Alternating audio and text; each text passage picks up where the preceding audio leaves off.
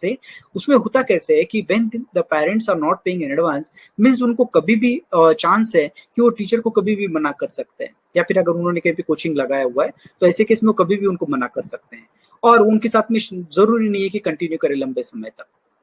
तो इसमें हो क्या जाता है कि बच्चे का नुकसान होने के चांसेस ज्यादा है। बच्चे के नुकसान इसलिए, बच्चे का नहीं सॉरी टीचर के नुकसान होने के ज्यादा चांसेस है। इसके पीछे रीजन ये होता है कि वो लोग आपके भरोसे कोई और काम नहीं लेते, और कोई अगर और काम नहीं लेते तो उनका स्लॉट जो है, आपने जैसे ही मना करा तो उनका स्लॉट जो वो वैकेंट रह जाता है, और नहीं उनके पास दूसरा कोई काम आता है, नहीं आप भी उनको वो काम दे पाते हैं क्योंकि आप उनको मना कर चुके होते हैं। अभी मना करने के डिफरेंट डिफरेंट रीजन हो सकते हैं, लेकिन एडवांस पेमेंट करने के बाद क्या हो जाता है कि टीचर के वो जो स्लॉट है, कुछ मिनिमम स्लॉट, कम से कम आपको इतना एडवांस फीस तो कर देना चाहिए कि वो मिनिमम स्लॉट तक तो कम से कम आपके साथ में जुड़ा रहे, और उनका कम से कम उतने स्लॉट का तो इनकम निकल जाए।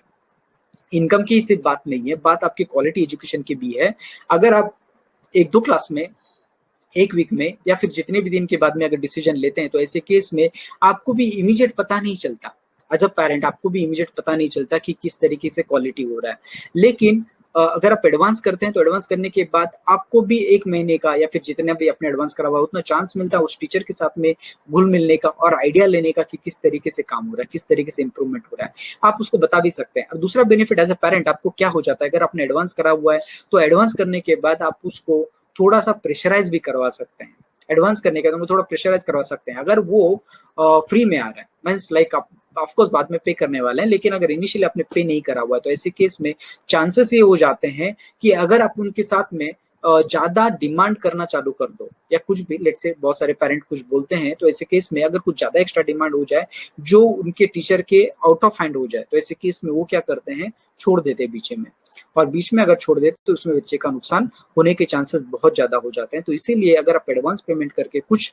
आवर्स के लिए, कुछ मंथ के लिए, या फिर कुछ एकेडमिक ईयर के लिए अगर उनको ब्लॉक कर दो, तो ऐसे केस में आपका ही बेनिफिट है compare to the teacher. Teacher का तो होता ही है, लेकिन आपका भी कुछ बेनिफिट हो ही जाता है। हाँ, आप एक कर सकते हैं कि एडवांस पेमेंट करने वक्त आप कुछ अगर एग्रीमेंट बना ले, कुछ ईमेल एक्सचेंज कर ले, कुछ व्हाट्सएप एक्सचेंज कर ले कि ऐसे ऐसे पेमेंट एडवांस करा हुआ है, ताकि आगे जाके कुछ दिक्कतें आपको ना हो ना उनको। तो इस तरीके से कुछ कर सकते हैं, लेकिन एडवांस पेमेंट करना जरूरी है, क्योंकि सर्विस के बाद अगर आप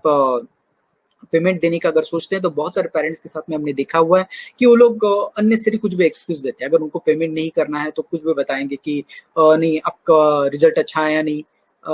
टीचर ने क्लास बंक करा था, कुछ भी एक्सक्यूज देते हैं जो कि रिलेवेंट हो सकते हैं। जरूरी नहीं हर चीज रिलेवेंट हो, लेकिन बहुत सारे केसेस में हमने देखा हुआ है कि पेरेंट जो होते हैं फिर कुछ ऐसी रीजन बताते हैं कि वो रीजन का कुछ सोल्यूशन नहीं होता, और ऐसे केस में टीचर का बहुत ज्यादा नुकसान हो जाता है, क्योंकि वो आने जाने का खर्चा, इतना समय जो दिया हुआ है उसका खर्चा, हर चीज जो उनका वेस्ट हो जाता है।